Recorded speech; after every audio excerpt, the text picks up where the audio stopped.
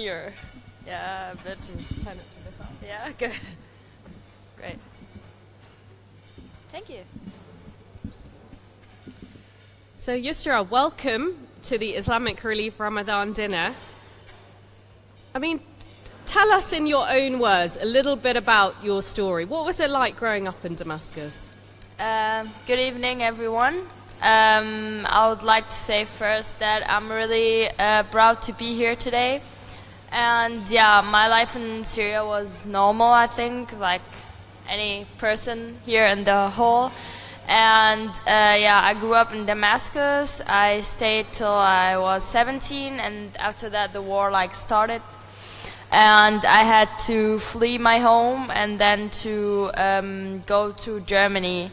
But yeah, I had school, I had training, I went out with friends and have fun. I mean, I had normal life. I mean, Damascus is one of the most beautiful cities that I've ever visited. But you go from a city like Damascus, and you know, we read a lot about refugees and their journeys on boats. You know, explain to us in your words, what is it like when you're on that boat? When you flee your home, of course you have a lot of really bad feelings. Really, you have to, you're not even thinking about reaching the other country, you're just thinking about where are you now. So on the boat, when I was on the boat, before we go on the boat, my sister told me yeah, don't help anyone if something happened. And then she was the first one who jumped in the water.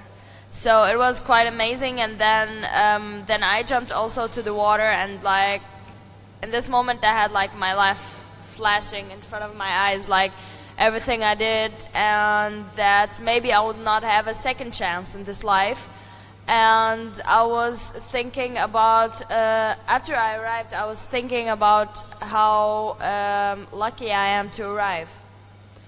And so your story has come to prominence because it was quite remarkable what you did with the people on the boat. I mean, I think everyone would do that, I'm sure. Well, we'll talk a bit more about how remarkable you are in a minute.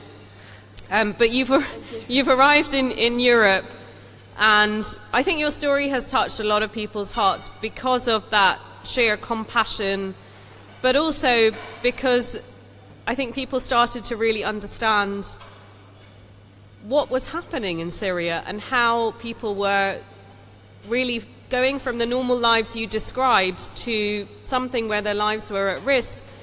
But actually, maybe what we read in the papers is not really what people might want to say. I mean, we've got a fantastic audience here. You have a global platform. What is it that you want people to know about the refugee crisis and what we can do to help? Okay, I want first of all to let everyone know that Syria is a normal country who have everything every country have, because some people think that Syria is a desert or something like that. They didn't believe that I had an iPhone in my country or I had technology.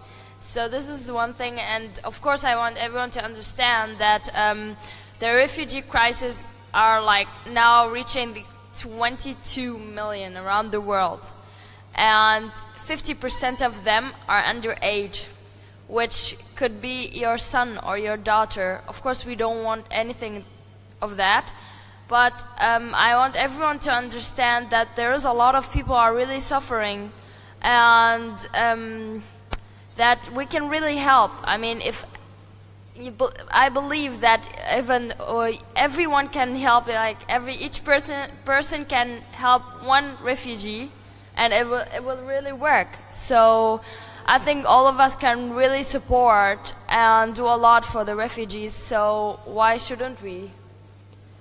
And in terms of the work that organizations like Islamic Relief do, I mean, how important is that in this kind of crisis?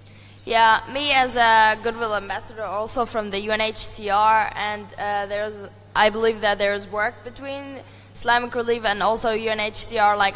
There's a lot of huge organizations are running after what's happening with the refugee crisis and with a lot of people who have problems in this world. I mean, those organizations should be supported, and I believe that there is a lot of people are donating, but it's not enough till now. So I want everyone to really think about the situation as it is like your family. Take it as your family, or it is your situation. What are you gonna do?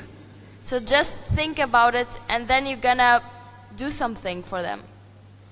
Now, when I was thinking about your story and actually how fortunate I am that I get to talk to you, the word that kept coming into my mind was, remarkable. You are a remarkable young lady, and I know you're far too humble to accept that. But actually, you're not remarkable because you're a refugee or in spite of being a refugee. You're actually just remarkable because you're quite extraordinary. You have gone on this amazing journey.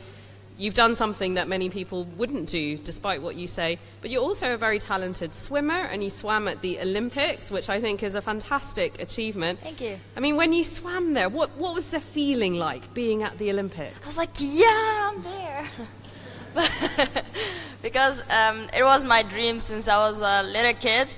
And yeah, I've been there. Like, I saw a lot of really huge champions, like Neymar was there, Michael Phelps, and I was like, oh my God, I'm seeing all of them in reality. I can't believe. And of course I was there. I was representing a lot of refugees, of course, there, and I got a lot of messages from a lot of people that I am an inspiration for them. And then I started to think that I really have a really huge responsibility, because a lot of people now are looking what I am doing and so on. And yeah, I think it was a really great experience, and I'm really excited for Tokyo. So let's see what's gonna happen. Amazing. Thank you. Well, I think we've certainly got some Team Yusra supporters in the room today.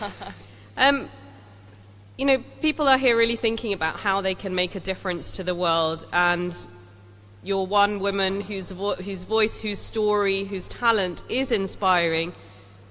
You've got a platform. What would you like to say to everybody about how they can do their own remarkable thing in the world? Okay, so I don't have that experience. I'm only 19, but from my experience, the journey and so on, I think that no one should stop believing in what they dream of or running after what they want, because actually I spent my whole life running after swimming, and I stopped swimming, and now I get back to swimming. And then I went to the Olympics, and then I was like, oh my God. I was like, imagine if I left swimming and I didn't get back, or I am a quitter or something like that.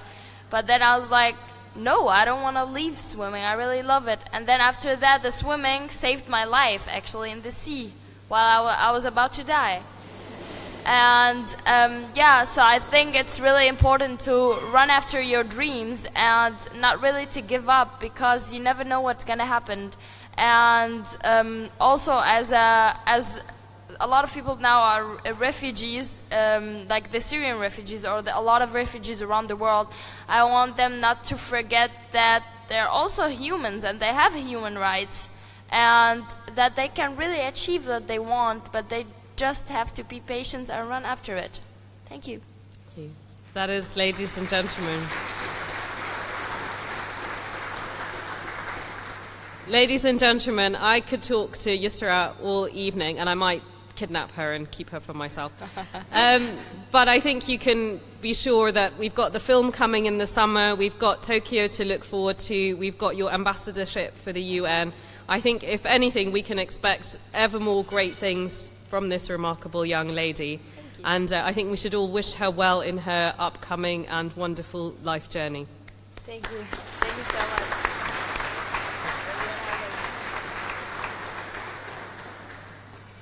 And so because Yusra is very cool, I have persuaded her. We're going to do a selfie with all of you in the background. And you can raise your hands in excitement if you want. Or not. I don't think so. I don't think so. I'm the only young one. Maybe. I am taller. Are you taller? Yeah. Everyone likes to tell me how small I am. No. Great. Thank you. Thank you so much. Thank you, Yusra. A big round of applause for Yusra.